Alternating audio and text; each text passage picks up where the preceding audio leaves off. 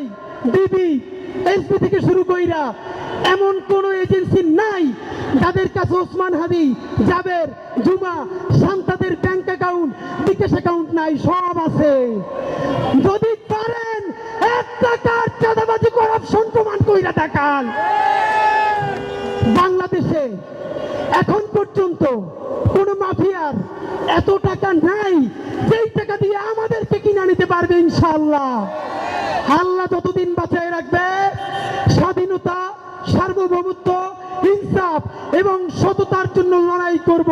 এই লড়াই আমাদের জিহাদ ইনশাআল্লাহ। আর যদি আমি মরে যাই, আমি শহীদ হয়ে যাই, আমার ডান পাশের ভাই বোনেরা এই লড়াই যতদিন বেঁচে থাকবে ততদিন চালায় নেবে ইনশাআল্লাহ। বন্ধুরা, আপনারা যারা এত কষ্ট করে এসেছেন, সামান্য লাঞ্চের ব্যবস্থা করেছি, সবাই একসাথে খাবো। এরপর এখানে কনসার্ট ফর ঢাকা আর্ট হবে। অনেকে কষ্ট পেয়েছেন।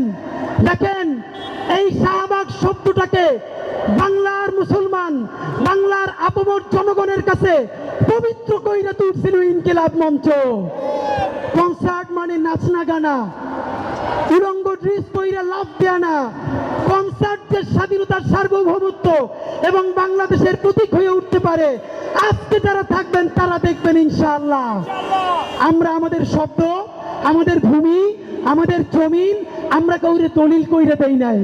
এবার একটা রেনেসাঁ চলবে, দলিল পুনরুদ্ধার চলবে। স্যার সলিমুল্লাহর বিশ্ববিদ্যালয়কে আপনার বাংলাদেশের কাছে ফিরিয়ে দেওয়া হবে ইনশাআল্লাহ। সুতরাং নির্বাচনে জিতব কিনা এটা তো ছোট প্রশ্ন।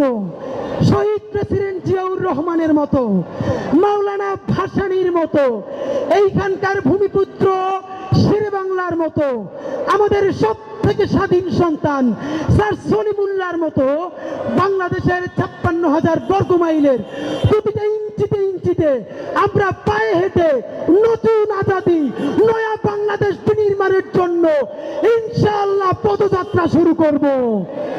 সুতরাং যেই যাত্রা শুরু করলাম, মৃত্যুতেও এই যাত্রা কেউ থামাতে পারবে না। আমাদের এইবারের নির্বাচনের যেই ট্যাগলাইন, সেই ট্যাগলাইন বলে শেষ করছি। রেনেসাঁর কবি ফররুখ আহমদ যেটা বলেছেন, নতুন পানিতে সফর এবার হে মাঝি।